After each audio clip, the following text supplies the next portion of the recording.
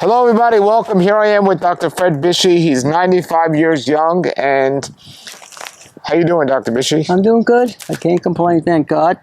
Good. Living one day at a time, enjoying life on my visit down here in Florida. Yeah, well, you've been noticing through the internet a lot of people talking about a lot of things. Right. With all the communication out there, you would think that we can kind of figure out what works for the body from a health standpoint, but now there's just more confusion than ever before because there's more information out there. Really, 100%. And the whole real part of the problem is that there's so much confusion from double-blind studies, and a lot of the science is abstract. They're not really studying super healthy group of super healthy people and see how they fare over a period of years. And it's not what you eat for 2, 3, 4, 5 years. When you're looking at longevity and health and people staying healthy to a very advanced stage, you have to look how people do on a diet where all the variables are being considered. Then you'll be able to tell, what's the best diet for longevity, what's the best diet, for a guy that wants to lift weights, what's the best diet for a guy that wants to be an ultra-endurance runner, or what's the best diet for people in general, where you're going to live a long time, provide all the nutrients that you need, which is not different, which is a lot different than what people are recommending, because it's obvious that somebody's making a mistake someplace, because you got all these people talking about a fruitarian type diet or a carnivore diet. They're all coming up with documented evidence that this is the best way to go. They got case studies. So they well, some people admit that they truly don't know, but they just feel better doing this. So like I saw an interview the other day with a fellow who promotes the carnivore diet, and he says, we truly don't know in the long run what's going to happen, but we do know we feel better now. We're getting results now. And, right. As for the long run, so... That was a guy, Dr. West. Yeah, right? Sean Baker, I think. Sean Baker, but he's like, so how much validity is to, okay, you're getting results now. So yes, the long run is something we got to consider, but if you're getting results now, does that mean something? But why? Yeah, okay, I know who Sean Baker is, and he's getting a lot more humble now than he used to be. He used to kind of really denigrate people that are vegans and kind of hated them, But he's getting more humble because there are a lot of people that trying a carnivore diet and having trouble, There's no two ways about it. The key to success, and that's one of the reasons why there's so much confusion about diets, it's all about what you don't eat. So a person when you compare the standard American diet to the carnivore diet, carnivore diet, and they use a lot of salt. They put a tremendous amount of salt on it. The reason is when you leave out all the processed food, all the chemicals, everything, and people start, stop using all the stimulants and getting enough sleep, you could eat just about anything, you're going to be an improvement. For instance, I remember during World War II, a friend of mine told me about this woman in London. I think I told you about it. They were having all this trouble, and the Germans were bombing them left and right. They were running back and forth to bomb shelters, and somebody told her and she had arthritis and type 2 diabetes. I followed it as long as I could, but then I lost track. Somebody told her to get 2 50-gallon drums, clean them up, and start growing potatoes in them. So that's what she did. She got 2 50-gallon drums, started growing potatoes. All she lived on was potatoes for 5 years. Nothing but potatoes. Her diabetes went away, and her arthritis went away. Now, potatoes are supposed to be the worst thing for diabetes and arthritis. But because of what she was leaving out, she was getting all the calories that were clean. The rest of her lifestyle wasn't getting no processed food and everything. So you have to take everything into consideration. In my experience, I don't know how many people I've seen in my experience, but without doubt, I think I've been exposed to probably about 25,000 people. Could be more. Some people estimated more. So I kind of had my own double-blind study. Just recently, in the last year or so, I seen a couple people that were on the verge of kidney failure, right? And they were eating, not the right standard American diet, they were eating a pretty good diet. but they were including some animal protein. One guy, his kidney function went down to 18%. I told him to stop eating animal protein. That alone, and his kidney function is up to 54%. So that's not complicated. You don't have to be a scientist. I'm not dogmatic. I'm not against, so long as people are healthy, I don't, whatever they're doing, but I look at this, try to look at the real science. All these studies, I watched that debate between Sean Baker and that other guy. Dr. Goff, yeah. Yeah, they had study arguments on both sides. But if you look at the world epidemiologically, I've never seen anybody on a high-protein diet or carnivore-type diet that lived a long life. The Maasai warriors, the average Maasai man, look it up, Google it, lives to be 42. Now, there are other factors. There's other problems why they don't live long. But one of the main, the type of diet they're on is definitely a big factor. And the average woman lives 44 years. Now, in that discussion, that debate, they were using the Inuit Indians as an example of people live a long life. They don't. That's not true. If they live into their 70s, they're lucky. Now, again, they live in extreme climates. It's very, very cold. You know, they have to live with, you know, foods that they can gather, hunt around them. But don't forget, they're living out, they also have the advantage of, leaving out all the chemicals. There's a lot of things they're leaving out. If they weren't leaving them out, they wouldn't be living 70 years old. What I've seen people that, in my estimation, from my experience, and like I said, I'm not dogmatic. I see people, they eat different types of diets. But basically, they're eating a plant-based diet. They're eating a small amount, no more than 10 to 15% animal protein. And they're doing okay. They have a chance of living into a longer life. We definitely have the information today to live beyond 100. No way. No, I have no doubt about it. I'm not saying I'm right about everything. I just go by what I've seen, what I've been exposed to in my practice, what I've seen people do, what I see people that are successful, that have cancer, have arthritis, have all these problems that people think, and in most cases you can't. Well, for the average person, do you think 10 to 15% animal protein is necessary, or do you think? No. Okay, so a vegan diet, do you find that if somebody did a vegan, they'd be better off? I have no doubt about that whatsoever. So everyone's going to be better off having no animal protein in their diet. Well, I'm not going to say that either, because there's a lot of things involved. There's family issues, there's psychological issues. Whenever you eat animal protein, it's like everybody has a chemistry they come into this with. Like people that drank a lot of alcohol, when they come into this type of lifestyle, they eat a lot of fruit and their blood sugar don't go up and down. It goes up and it stays up. So whether that's genetic, I really don't know.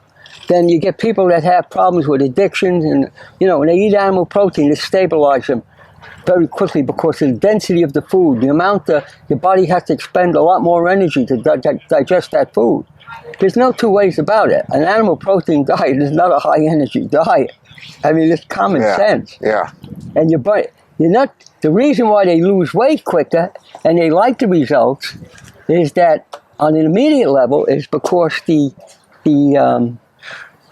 animal protein, it contains nitrogenous byproducts. Nitrogenous byproducts are the waste products that are in the animal protein that we have to assimilate and get rid of, which is not that easy, That's really important. People just don't realize the chemistry there, the way, not double-blind studies. I'm not a big fan of double-blind studies. I see some of them that, you look at them, they're very convincing. The person that's speaking is very eloquent, might be an MD or PhD. 5 years later, you find out it wasn't correct. Now look what's happened in the last 5 years. What's happened to us? Talk about being misled. Sure. Look at the results there. Sure. I see the results all the time. So what about, you got, there's quality and then there's longevity. So looking at yourself, you're 95 years old, and you look like you have a good quality life here in terms of from a health aspect. And longevity, you've crushed all of the ideas of 90 years old need to be in an old age home. You're obviously healthy. So what do you do? Give us an example. And of course, everyone got to figure it out for themselves. But what's working for you? What have you been doing for the last 60 years or so? Same thing I've been doing. You know, I've been eating a raw diet. You know, fruits, vegetables, nuts, seeds, avocados, things like that. Haven't eaten animal. I don't remember when I ate animal protein. It might be more than 60 years ago, a long time ago. And just to add to the picture, I mean, I'm pretty much of like an adventurous type of guy. I've done things, and I've had mishaps, you know what I mean? So I was exposed to mold. You could see I had a hole in my head.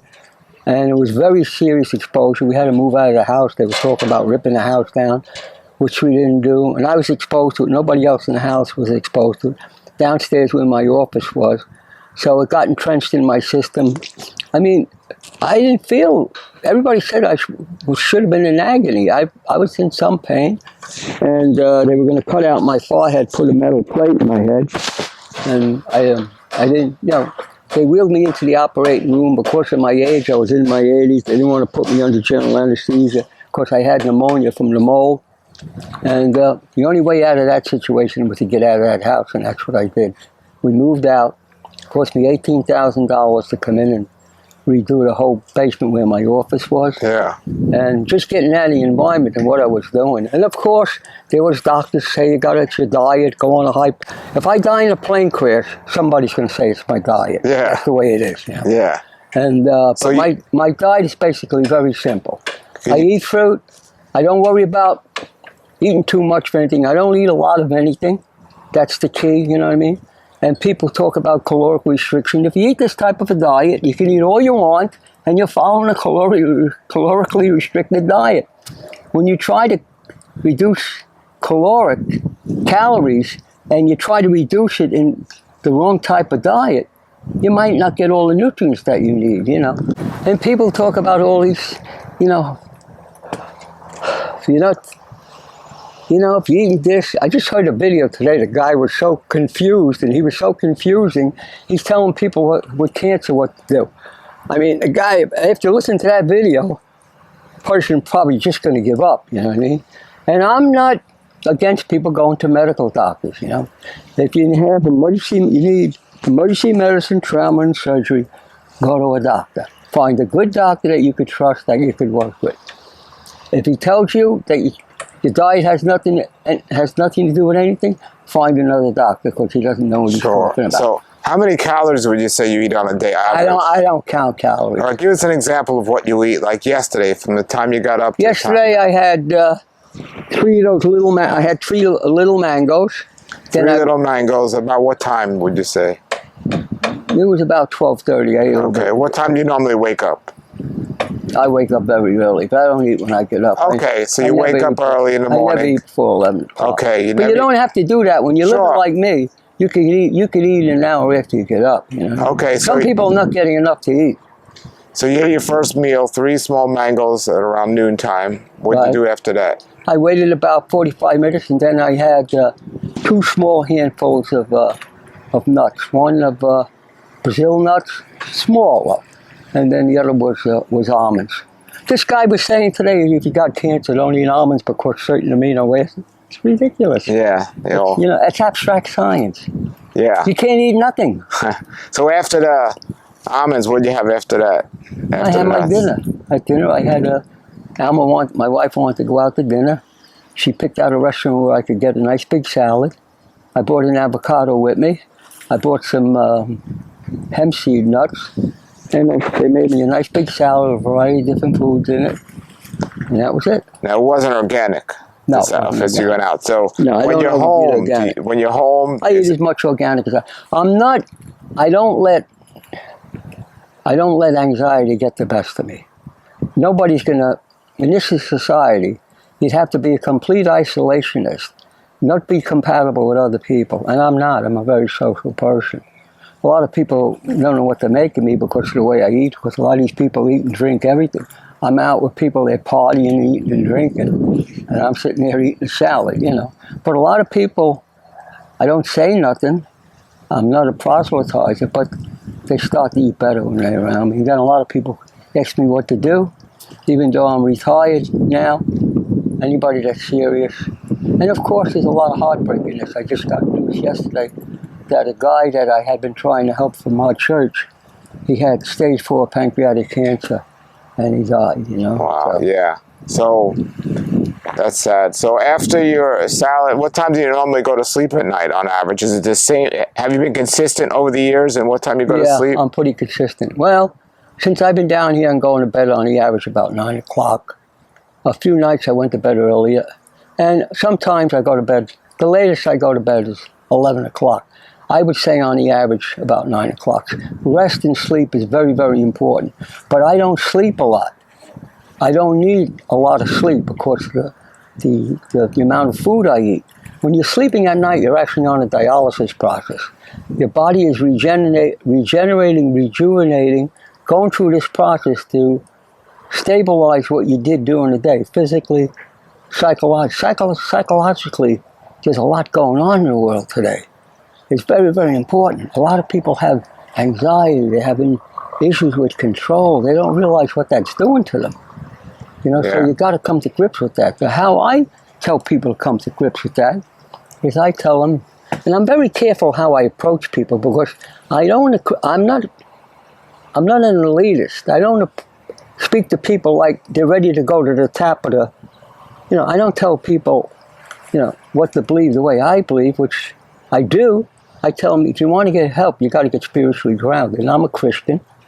And if people ask me what I do, I tell them exactly how to do that. And I've had people that, you know, in my office were terminally ill and everything, crying and everything. And they accepted Christ. But I'm not telling people what to do. I only can tell people what I see to work the best, you know. What do you tell Christians when they say the Bible says we could eat meat and... Yeah, they don't really understand the Bible. Unfortunately, they're being shown the wrong thing. If you look at the Bible in Genesis 1:29, which was written between 4,500 years ago and 5,000 years ago, it tells you what God... you know, what the optimal diet is for our physiology. We're not big cats. We're not lions, tigers, or panthers. Animal protein is not the optimal food for us. We can live.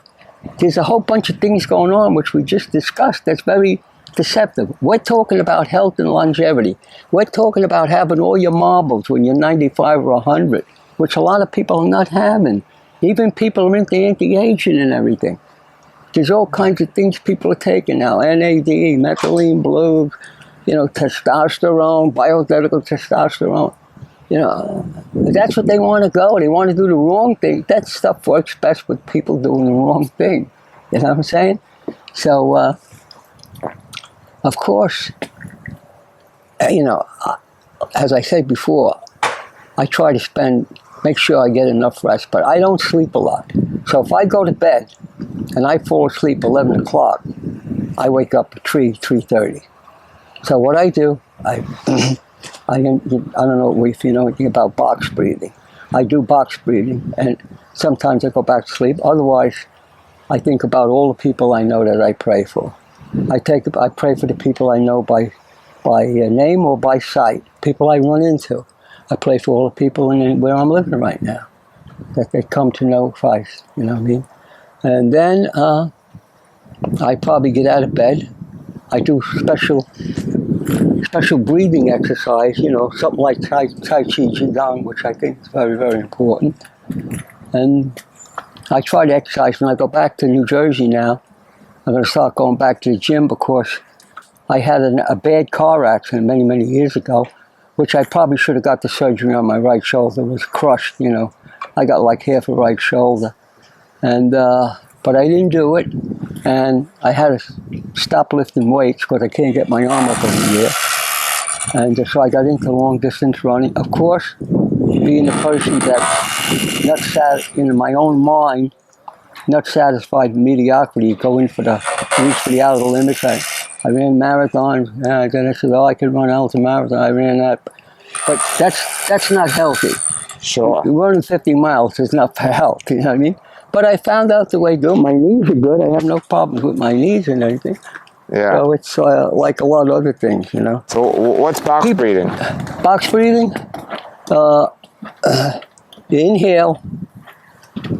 You can do a count of 4 or 5. You inhale, you go, you know, I'm doing it now. 1,001, 1,002, 1,003, 1,004. I'm inhaling it. 1,005 if you want to do it that way. Then you hold your breath. 1,001, 1,002, 1,003, 1,004. Then you exhale. 1,001, 1,002, 1,003. So you're always doing deep breathing, pretty much. Well, it's not the same if you just do breathing. Yeah. If you just do breathing, you might not go to sleep. Box breathing and regular breathing. Are you using the box breathing to get to sleep? Yeah. I see. It puts you to sleep. I see. You just wait, you know, you just relax, and I always fall asleep. Getting back to the Bible, you were saying Genesis 1:29, but then in Genesis 9:3, people say, well, now God said man could eat meat, and all throughout the Bible, you see prophets of God eating and serving meat. Right. So. Well, okay, from Genesis, getting back to the Bible, Genesis 1:29, 45, 5,000 years ago, God says, what's the perfect diet is based on this physiology. I can go into the whole physiology of humans and carnivores. I mean, there's no very little comparison. But the human body is capable of heroic measures to adjust to what they're doing. There's people that smoke crack and do all kinds of things that are wrong.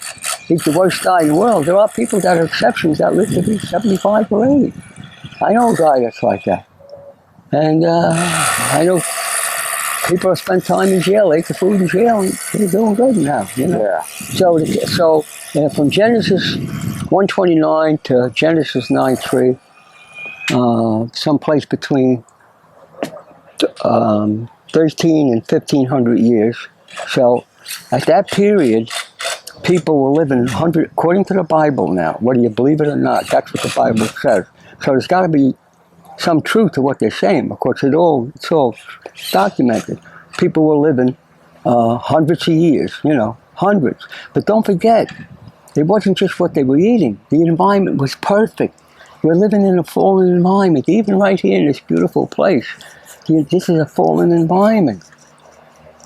Very few things are the same. So then, but from Genesis, God released man to eat meat. So why did God release man to eat meat? Did God make a mistake the first time when Genesis 1:29? No, God doesn't make mistakes. I believe in the creative intelligence. I believe that God knows all, is the creative intelligence. It's very stupid on my part to think that I can evaluate the creative intelligence. I can, tap into it by faith. That's what I did, and it was a blessing. I learned more things by tapping into it by faith. So what happened from Genesis 9:3 to the time of Ruth was about 1,700 years. I give or take a couple hundred years, the best I can remember. So from Genesis 9:3 to the time of Ruth, lifespan went down to 110 years. How come? All they gave it in was the animal protein in Noah's time. There it is, right in Scripture. It's right there. And that's what I've seen in my practice. A lot of people come to me and say, Freddie, I'm not ready to give up eating meat. As long as they don't, even if they have the big C, if I can't convince them, I'm not a controlling guy. I try to give people factual information based on my studies and my experience. I think my experience in dealing with people is more important than anything. A lot of people, they go to Dr. Google. There's all kinds. You can get an education better than a college education now on social media. But how do you discern that? How do you break it down into real lifestyle? That's the problem. So in your understanding, why did God release man to eat meat? He left man to his own volition because they weren't behaving, and he was preparing for the coming of Christ. If you don't understand what Christ did and who he is, I'm not talking about you, of course. I'm talking about people in general. We're not saved by what we do. There's nothing we could do. And what happens, I think, listen, I have some of my best friends are pastors that I love going to their church. But there's people in those churches that are eating this very same foods that people are eating on a standard American diet. And I think, my opinion, they're under the misguided idea that if they pray over their food, that God's, they're not going to get sick. Well, they're not living forever in this body, no matter what you do. Yeah, what we're eating is not a salvation issue. It's not a salvation issue. So, what about people that justify eating animals because they say, well, Jesus ate meat and Jesus ate fish, so it's okay for me if it's okay for him? What would you say to that? Well, Jesus Christ was God incarnate, and what he actually did and what he actually didn't do. They said he drank alcohol. Well, I don't see any place in the Bible. He was at the Last Supper, the alcohol was on the table. I sit at tables every day where people eat meat and drinking alcohol. People might say, I saw him sitting at that table. Or you might see me carrying the pizza down the street to bring home when I was to my kids' birthday parties. I wasn't partaking of it. So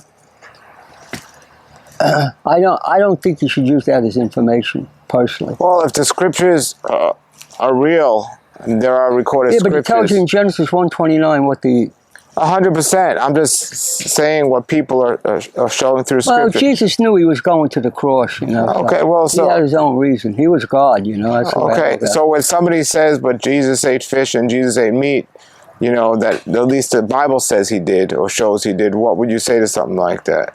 I wouldn't go by that.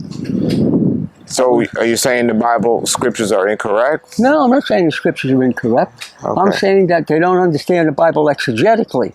You have to understand the Bible. You know what that means? Understand? Yeah, I understand what you're saying. Okay. If you don't understand the Bible exegetically, you're going to come to a lot of wrong conclusions. Because what that means is that you have to understand who wrote that letter.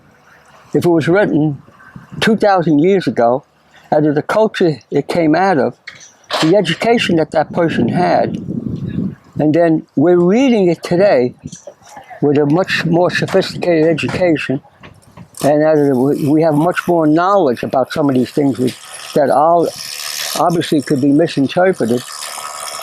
So it's really, really important. You have to understand the essence of the word. It's the spirit of the word.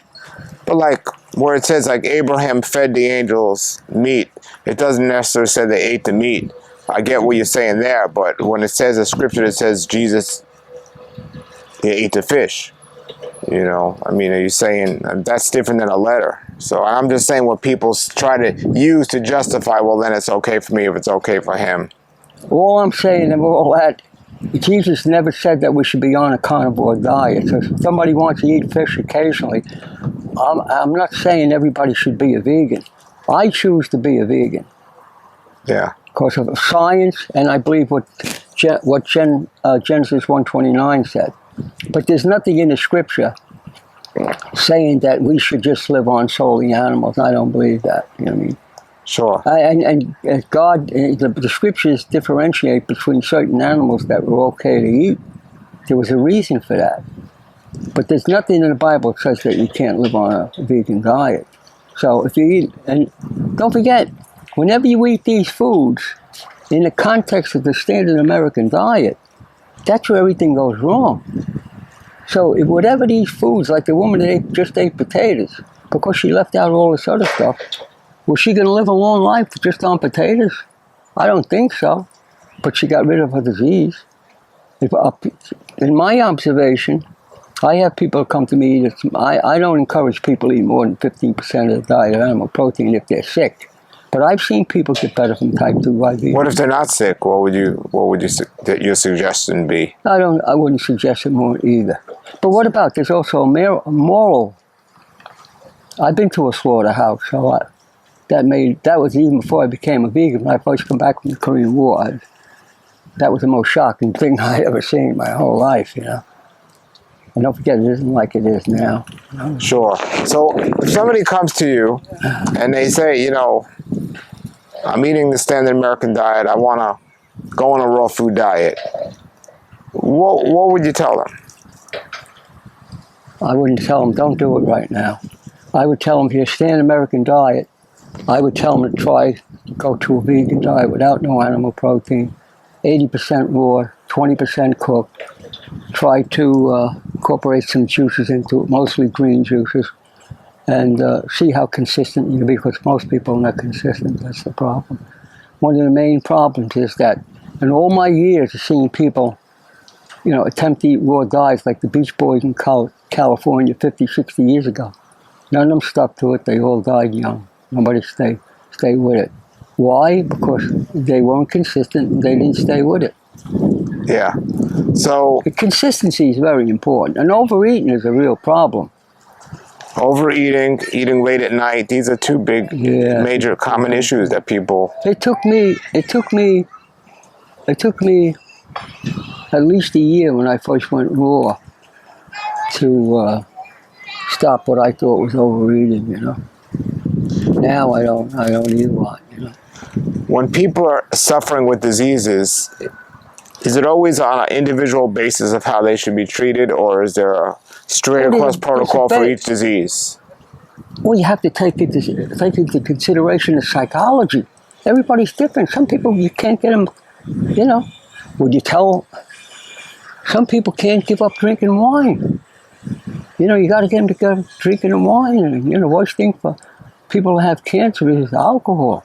No two ways about it. The sugar, spikes your blood sugar. So I try to get them to do the best that I can do. I don't abandon nobody. I've had people come in and say, I can't do that. I won't do this. I won't do that. I was tempted to say, you're in the wrong place then, if you want me to help you get results. But the best thing to do, I think anybody could start by eliminating all the processed food, 100%. Not 90%, 100%. Stop drinking coffee, stop eating all the processed food, stop all the cake, candy, sugar, all the sodas, all that baloney, So that's what you tell the person that says, I don't want to do this, I can't do this, and I'm not going to do that. Well, they reach a point where I can't work with them then. They reach a point. I feel terrible. I don't have. Yeah, so they will reach a point where it's like, well, if you're not willing to do what I'm telling you, why are you here? I can't do that. And what about there are people, you do get people say, I'll do anything, So you tell them to go on a drink, go on a water fast or drink green juices or just a little bit to make it palatable, lemon or something like that. Do that for 4 to 8 weeks. Go for colonics, take probiotics, take enzymes. I've seen people have miracles like that. I remember years ago, which this is a contradiction, that this woman that, was amazing.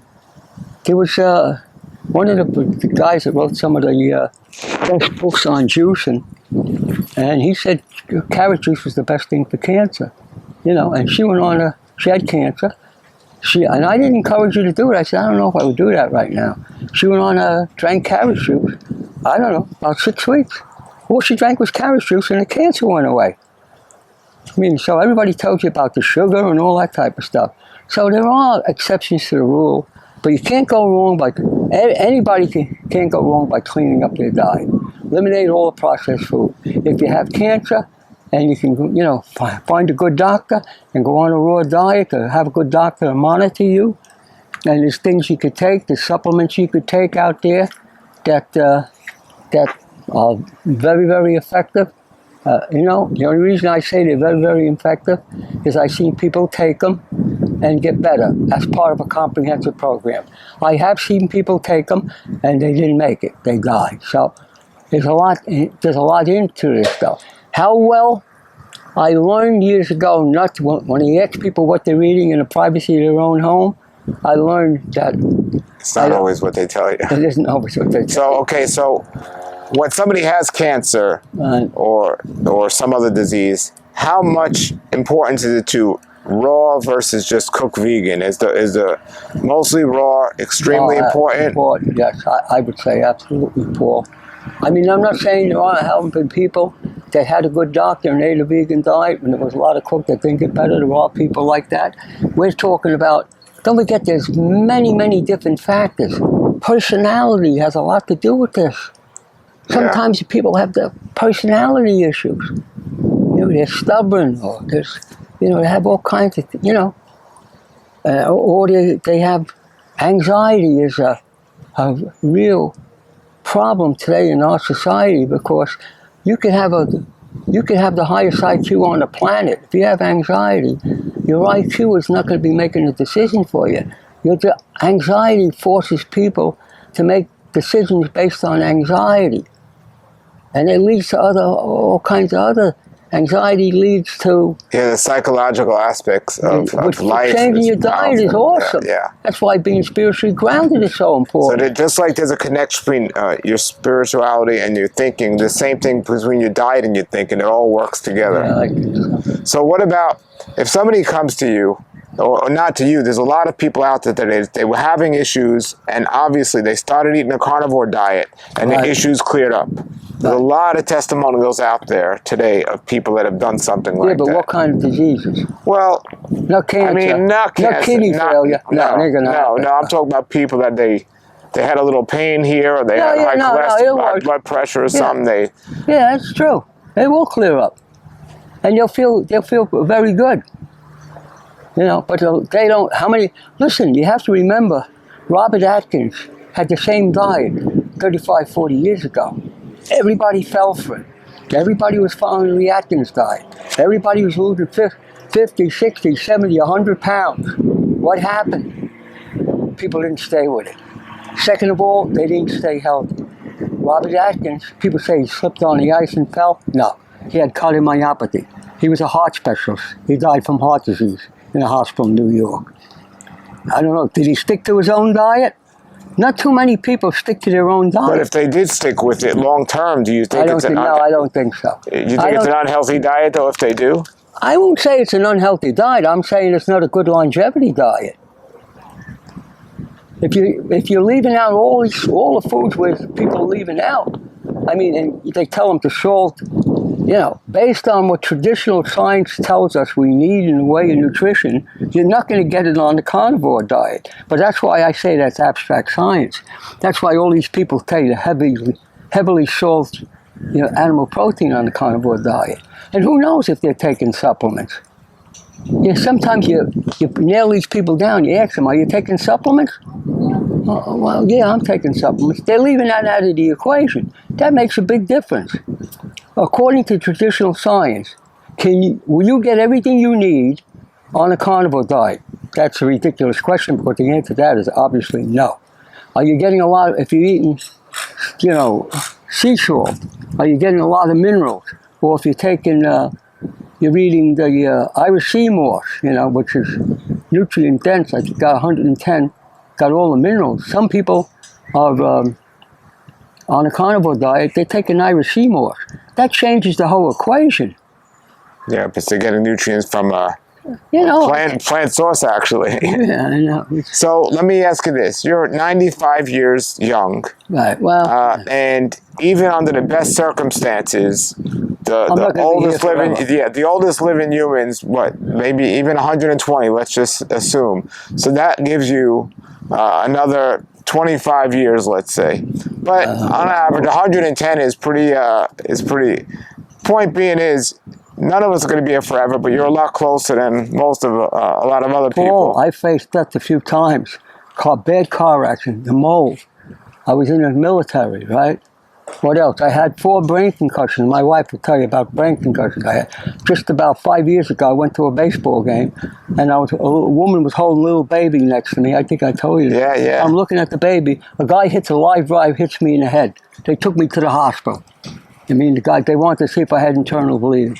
Okay, I mean, at my age then, I was in my late 80s. That should have killed me. Should have. I didn't know what hit me. I didn't know whether somebody shot me. I didn't know what happened to me. And by accident, I got up, I was running to my car. I was still unconscious, I was running. That's my nature, I guess. And somebody grabbed me, I didn't know who it was, and I almost punched him. Good thing I didn't because it was my wife, you know. That's a good thing. So 2 topics before we finish here. So one of them is essential fatty acids on a long-term vegan diet. Right. Often they say it's going to lead to dementia and other issues if you're eating a vegan diet. Do you recommend supplementation for that for people that are eating a vegan diet, or I do, even though I don't do it, Yeah. I recommend they do it. They might. Why not Why be stubborn and be stupid? Why just err on the side of caution? You know, do it. Get the supplements. You know, The algae oils. you got the algae oils. You know, I believe that the hemp seeds and flax seeds.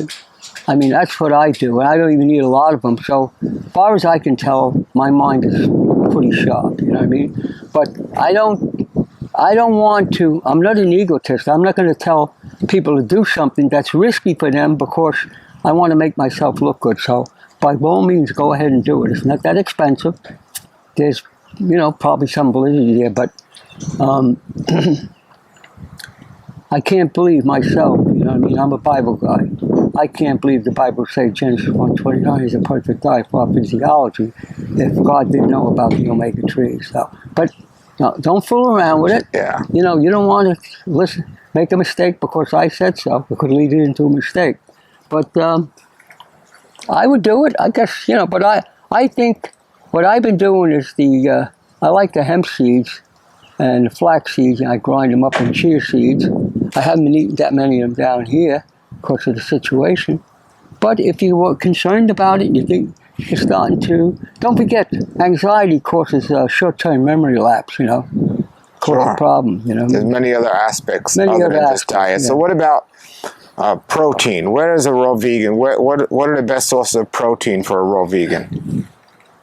Well, to put it bluntly, I don't think protein is the solution. I think protein is the problem. Our obsessive idea that you have to eat animal protein, or if you're not eating animal protein, you have to be taking, whey powder or pea powder, protein powder. I never took a protein powder in my whole life, even when I was lifting weights. And I was a pretty good weightlifter.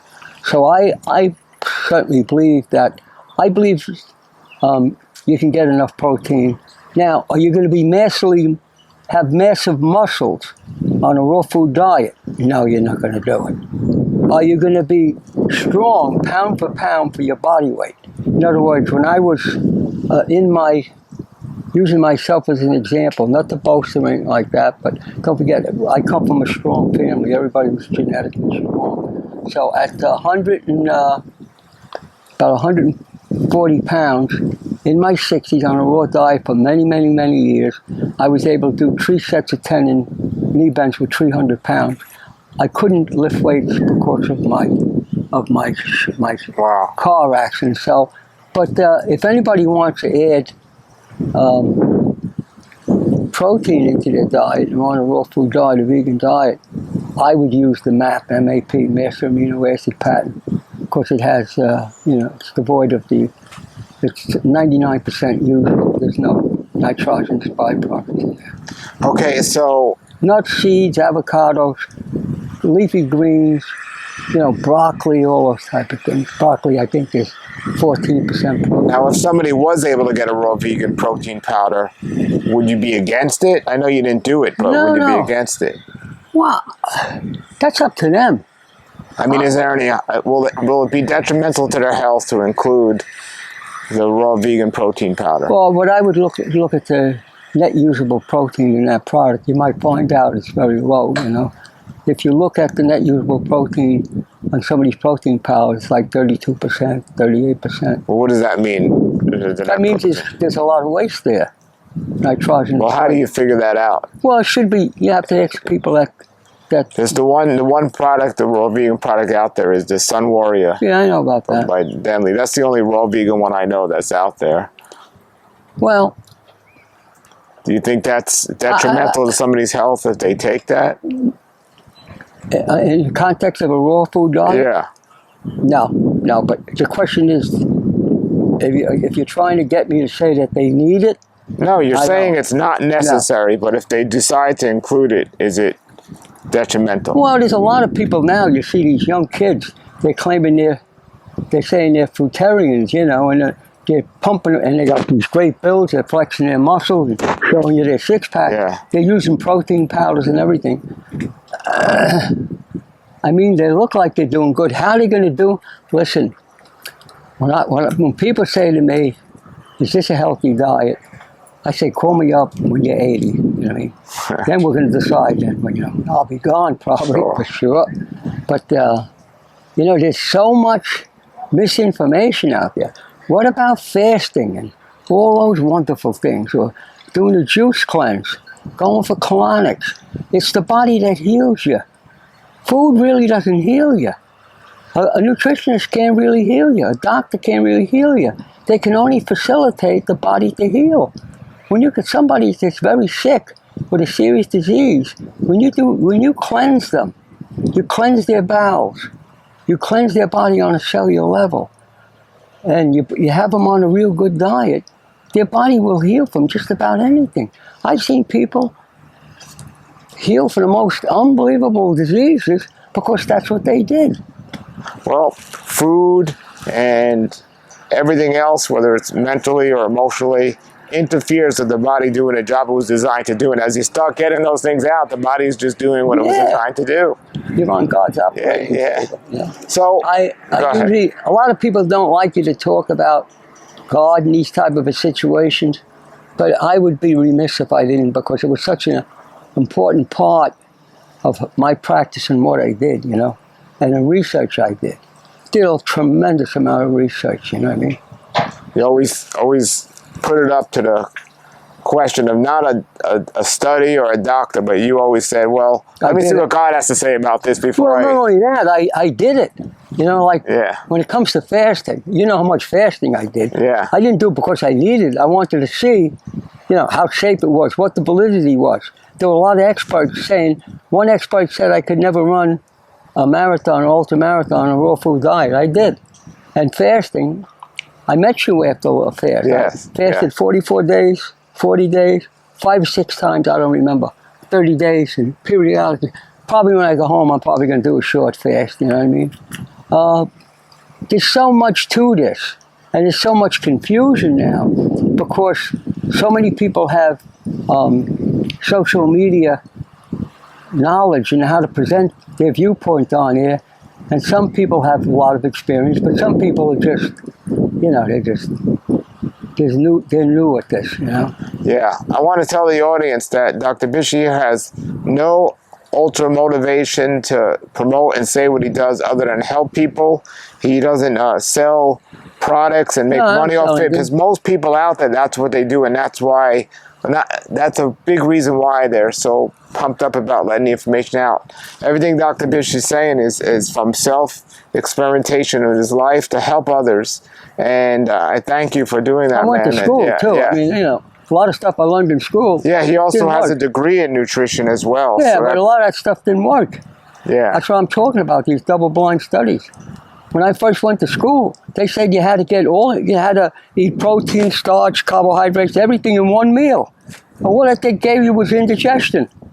Plus, people take when you eat, most scientists say eating the right combinations don't make a difference.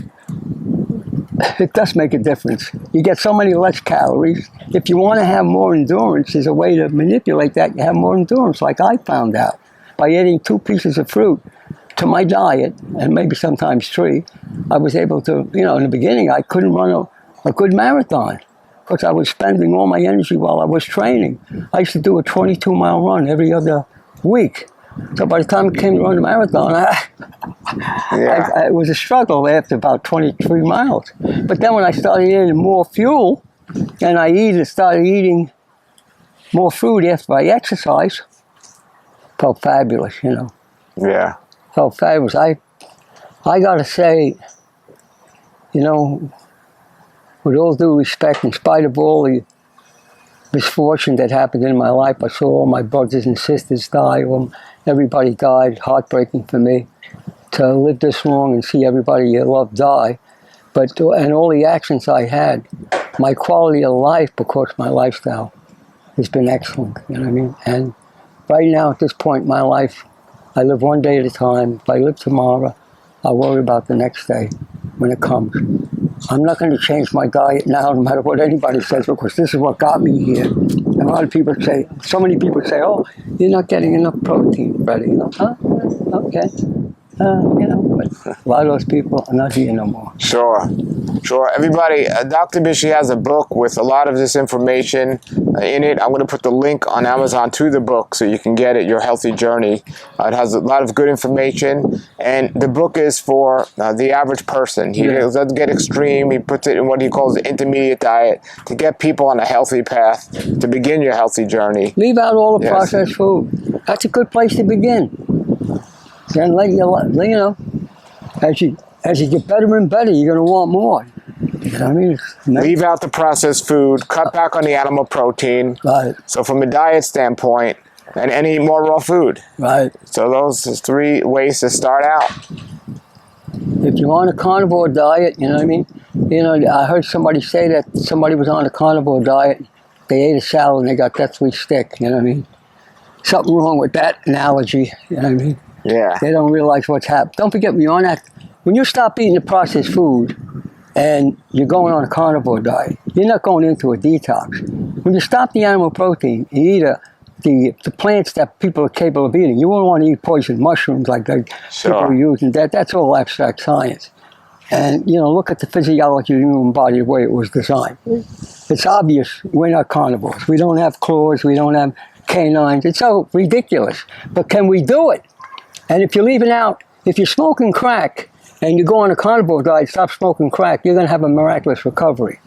So it's not because you're on a carnivore diet. You're on in the beginning, it's a subsistence diet. I want to see how they're doing 35, 40 years from now. I want to see how they're doing when they're in their 80s.